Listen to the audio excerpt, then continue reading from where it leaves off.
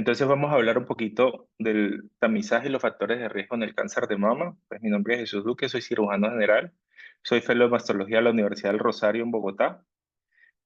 Vamos a hacer un análisis sencillo pero comparativo entre Colombia y el ámbito internacional sobre las estrategias de tamizaje y factores de riesgo del cáncer de mama.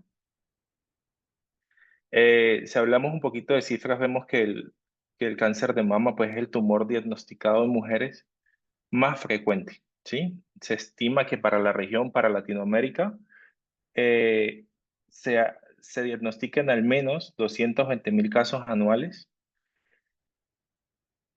con una prevalencia a 5 años de 424.000 mujeres para Latinoamérica. Y se estima que si incluimos a Brasil en esta cuenta, la cifra aumenta hasta 725.000 casos. Asimismo, pues esta enfermedad es responsable de aproximadamente 60.000 muertes al año en Latinoamérica, y lo cual es un impacto devastador, no solo para la familia, sino para la comunidad entera. No me deja avanzar. Listo. ¿Qué llama la atención en Latinoamérica? Que se observa una proporción significativamente mayor en cuanto a la edad. Vemos un número que va en ascenso en casos en mujeres menores de 40 años comparadas con Estados Unidos y Canadá, y que a pesar de los avances, se estima que para el 2040 la mortalidad aumente en un 63%. Como les decía, pues obviamente esto afectará sin duda la fuerza laboral de nuestros países. ¿Cómo estamos en Colombia? ¿Cómo estamos en Panamá? Vemos en Colombia una incidencia de 44.1 casos por cada 100.000 mujeres, y en Panamá de 41.4, con una mortalidad de 17.2 por cada 100.000 personas, igual en Panamá de 11.4. Y por proporciones de población, que es lo esperado, en Colombia se estima anualmente 7.627 casos, y para Panamá 1.089 casos. ¿Por qué es importante hablar de los factores de riesgo? Porque tenemos factores de riesgo modificables y no modificables. Debemos conocerlos, debemos escribirlos en las historias clínicas, debemos indagarlos. Vemos que el 99% de los casos se dan en mujeres, sin duda, y que la edad avanzada realmente representa un factor de riesgo. Vemos que el riesgo aumenta con la edad, que las mujeres mayores de 40 años en nuestra comunidad tienen mayor riesgo de desarrollar este tipo de cáncer. Dentro de los factores reproductivos, entonces vemos que la menarca temprana es un factor de riesgo importante que debemos preguntarlo. Por eso es importante preguntarle a las pacientes cuándo fue la fecha de su menstruación, de su primera menstruación. El primer parto tardío, igual, es importante saber a qué edad la paciente tuvo su primer hijo. La nuliparidad y la menopausia tardía también es importante conocerla en caso de que la paciente lo haya presentado. ¿A qué se deben estos factores reproductivos, o cuál es la representación, o cuál es la importancia? Es la mayor exposición a estrógenos y progesteronas durante las diferentes etapas de su vida. Vemos la lactancia materna como un factor protector. Vemos que la lactancia materna reduce el riesgo de cáncer de mama hasta en un 4%. Vemos igualmente que a mayor riesgo de la lactancia, a mayor tiempo de la lactancia materna, el riesgo disminuye. Estimamos por lo menos que la paciente tenga una lactancia materna estimada de 6 meses para cada uno de sus hijos. ¿Cómo funciona este mecanismo, o cómo funciona este mecanismo protector de la lactancia materna? Vemos que la lactancia reduce la exposición a los estrógenos y promueve la diferenciación celular mamaria, que es como el aspecto más importante de este antecedente para las pacientes. Dentro de los factores hormonales exógenos, entonces tenemos que indagar en las pacientes en el uso de anticonceptivos orales y en las terapias de reemplazo hormonales. Vemos que el uso de anticonceptivos orales tiene un incremento moderado en cuanto al riesgo del cáncer de mama, pero pues va a desaparecer 10 años posterior a la finalización del uso de los anticonceptivos orales. Vemos que la terapia de reemplazo hormonal incrementa tras 5 años del uso, ¿sí? Por eso se estima, o las recomendaciones que se hacen es de que las pacientes no deben exceder más de 5 años el consumo de terapia de reemplazo hormonal, y que estos efectos van a desaparecer 5 años tras la suspensión de estos. En cuanto a la dieta del estilo de vida, estos entrarían dentro de los factores de riesgo modificables. Entonces tenemos Como factor de riesgo, el alto consumo de grasas animales, la obesidad y el sobrepeso, dado por las rutas de conformación de los estrógenos y la progesterona, y el consumo excesivo de alcohol. Dentro de los factores protectores tenemos el consumo de aceite de oliva, los fitoestógenos, el té verde, las frutas y vegetales, y es importante siempre recomendar a la paciente realizar actividad física regular. Nosotros vemos la densidad mamográfica como un factor de riesgo independiente. Vemos que a mayor densidad mamográfica, pues sí, realmente se puede incrementar el riesgo de cáncer de mama de 4 a 6 veces. Y esto realmente nos va a dificultar cuando tenemos mamas densas realizar estudios o poder observar lesiones que pueden pasar desapercibidas, incluidas en la densidad mamaria. Es por ello que cuando tenemos pacientes con densidad mamaria aumentada, con factores de riesgo, con síntomas mamarios, debemos siempre tomar la decisión de hacer estudios de imágenes adicionales, como pueden ser el ultrasonido, la tomosíntesis o la resonancia magnética que nos pueden ayudar a definir si existen algunas lesiones ocultas solo en una mamografía. Sobre todo, igualmente en las pacientes jóvenes, aunque tenemos pacientes mayores que igual tienen densidades mamarias aumentadas. Otros factores de riesgo médicos adicionales tenemos la alta densidad mineral ósea, que indica niveles elevados de estrógeno circulante, lo que puede aumentar obviamente el riesgo de cáncer de mama, y la radiación torácica, que es la exposición a altas dosis de radiación torácica, pues me puede incrementar el riesgo. Esto lo dejé casi al final de los antecedentes o de lo que debemos indagar en las pacientes porque realmente resulta muy importante indagar sobre los antecedentes familiares, ya que el riesgo sí se nos ve aumentado en las pacientes y existen algunos síndromes asociados a los antecedentes familiares y a las mutaciones genéticas que debemos presumir o que debemos tener siempre ahí como la lamparita pendiente de nuestras pacientes. Entonces vemos que familiares de primer grado, tener la madre, la hermana o la hija con cáncer de mama, sí aumenta considerablemente el riesgo. Pacientes de segundo grado, abuelas, tías o primas con enfermedad también aumentan el riesgo, aunque en menor medida que en los de primer grado. Y múltiples casos, es decir, más de un familiar con cáncer de mama, sí se ve que aumenta el riesgo de cáncer de mama. Entonces pasamos a hablar de cáncer de mama familiar, que se puede presentar entre el 15 y el 30% de las pacientes y se puede presentar cuando uno o más parientes de primero o segundo grado presentan cáncer de mama. Y también esto nos puede llevar o estar relacionado al cáncer de mama hereditario, que realmente puede representar entre el 5 y el 10% de las pacientes y está transmitido de generaciones con un patrón autosómico dominante asociado a mutaciones específicas, BRCA1, BRCA2, el GenPal, todos los genes de mediana o de alta penetrancia que pueden presentar alteraciones desde el punto de vista genético.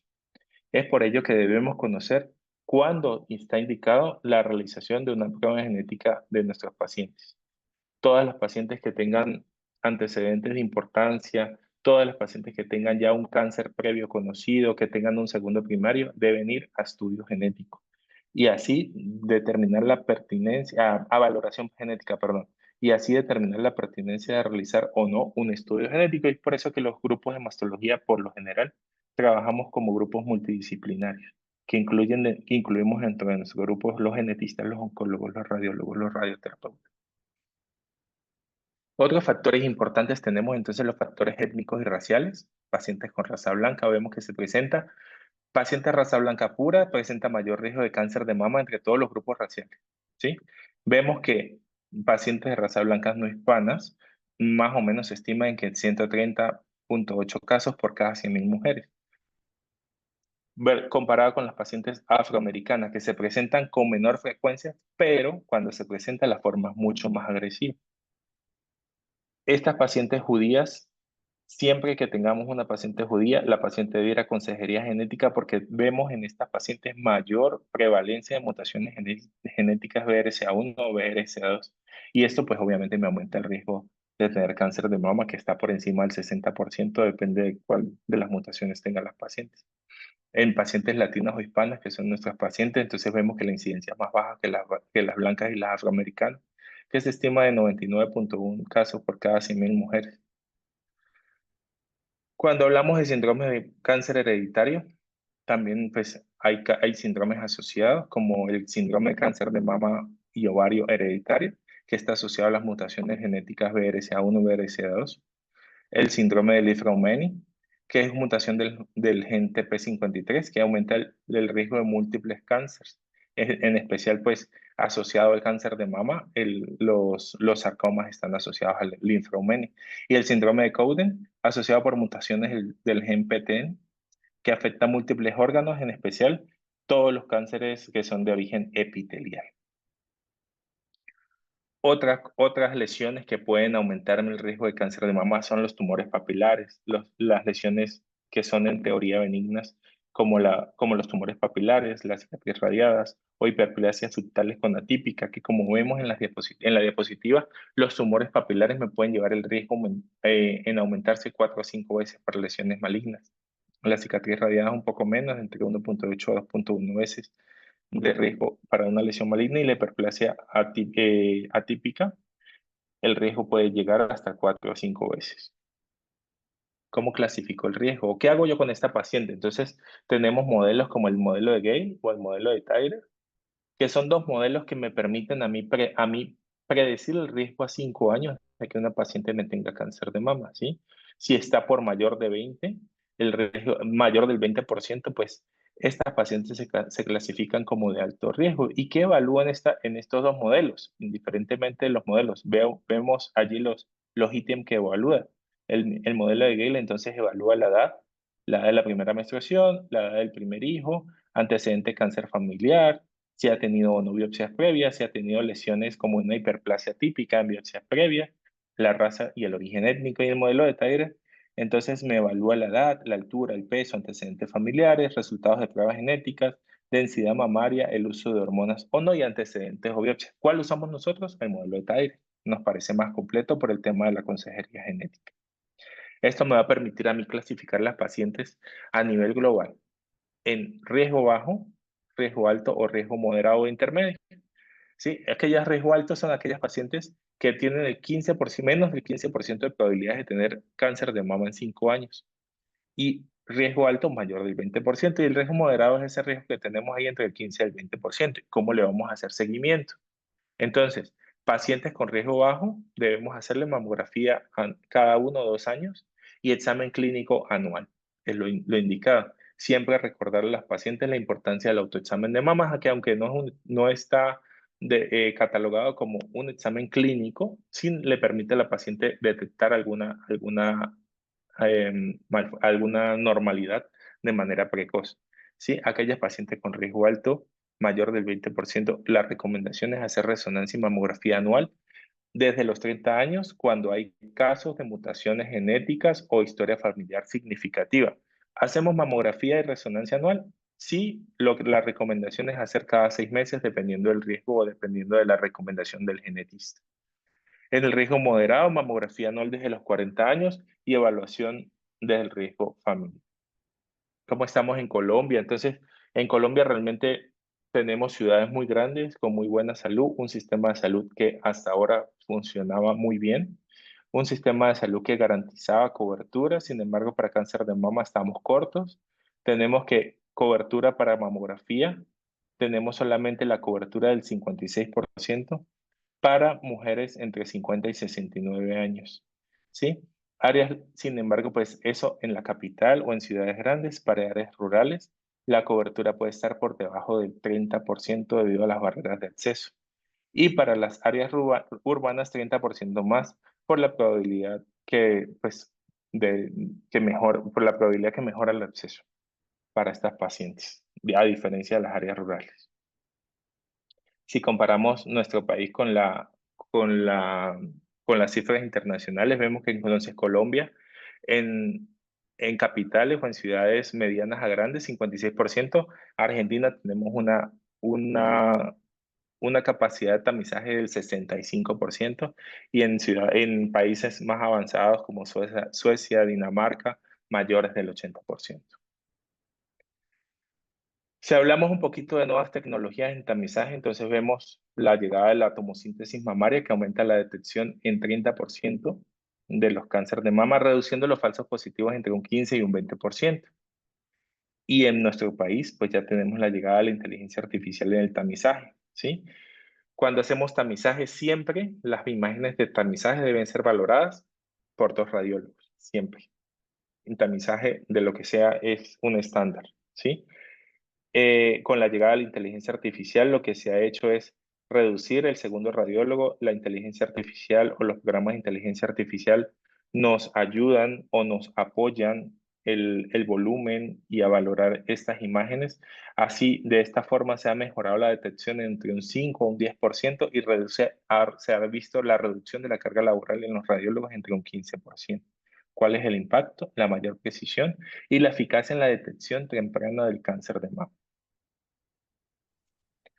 En Colombia, ¿cuáles son las barreras de tamizaje que vemos?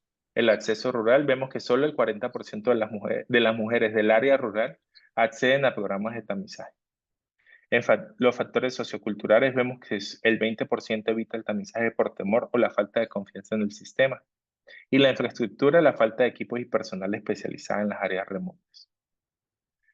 ¿Qué hemos hecho o qué se ha hecho para mejorar la cobertura? Campañas de concienciación.